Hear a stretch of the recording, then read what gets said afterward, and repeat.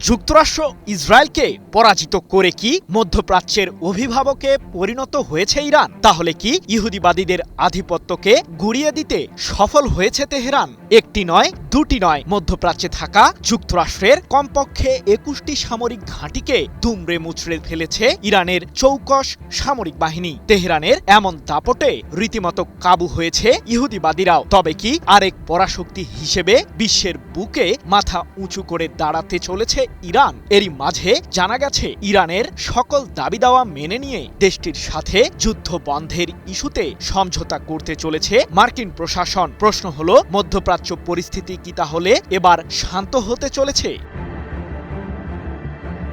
মধ্যপ্রাচ্যে সামরিক আস্তানা গেড়ে অঞ্চলটিতে ইরান বিরোধী নানান ষড়যন্ত্রে জড়ায় যুক্তরাষ্ট্র ও ইসরায়েল। কারণটা বেশ পরিষ্কার। পারস্য উপসাগরীয় অঞ্চলে ইহুদিবাদীদের আধিপত্যবাদকে চ্যালেঞ্জ জানাতে সবসময় দৃঢ় অবস্থান দেখিয়ে আসছে ইরান। এমনকি বিশ্বের অন্যতম শক্তিশালী সামরিক বাহিনীকে যুদ্ধের ময়দানে রুখে দিতেও পিছপা হয়নি তেহরান। যদিও সাম্প্রতিক এই যুদ্ধের আগে মার্কিন প্রেসিডেন্ট ডোনাল্ড ট্রাম্প ভেবেছিলেন ইরানিদের মাঝে বিভেদ তৈরি করে দেশটির সরকারকে উৎখাত করতে সফল হবে যুক্তরাষ্ট্র। সেই সাথে সামরিক চাপ প্রয়োগ করে ইরানের ভিত্তিটাই নড়বড়ে করে দেবে ইহুদিবাদীরা।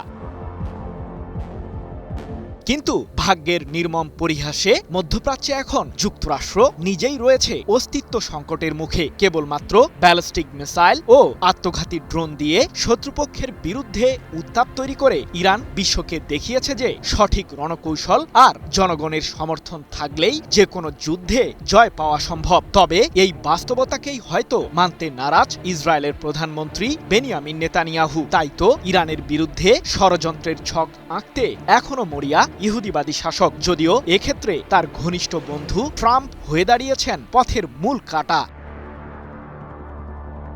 নেতানিয়াহুকে একজন কঠিন প্রকৃতির মানুষ আখ্যা দিয়ে মার্কিন প্রেসিডেন্ট ট্রাম্প বলেছেন, ইরানের সাথে সমঝোতা করার জন্য যুক্তরাষ্ট্রের প্রতি ইসরায়েলের কৃতজ্ঞ হওয়া উচিত। কারণ ইরানের কাছে যদি পারমাণবিক অস্ত্র থাকত তাহলে ইসরায়েল ২ ঘন্টাও টিকত না। তবে শেষ মুহূর্তে ইরান চুক্তি সই করতে রাজি না হলে দেশটির বিরুদ্ধে আবারও আক্রমণ চালাবে যুক্তরাষ্ট্র।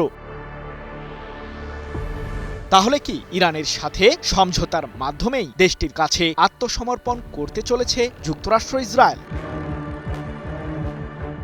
এক রাতের মাঝেই ইরানি সভ্যতাকে বিলীন করে দেওয়ার হুমকি দিয়েছিলেন মার্কিন president Trump.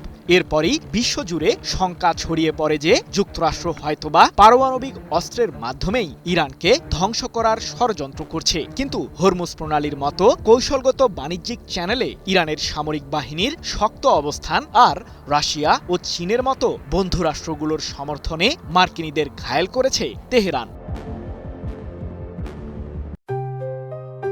JBS holdings limited.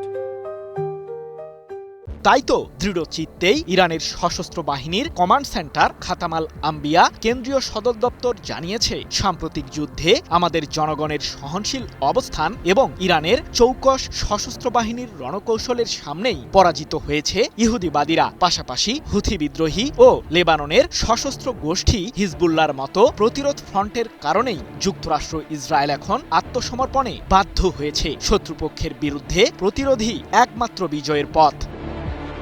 সৃজন মাহমুদ, নিউজ 24।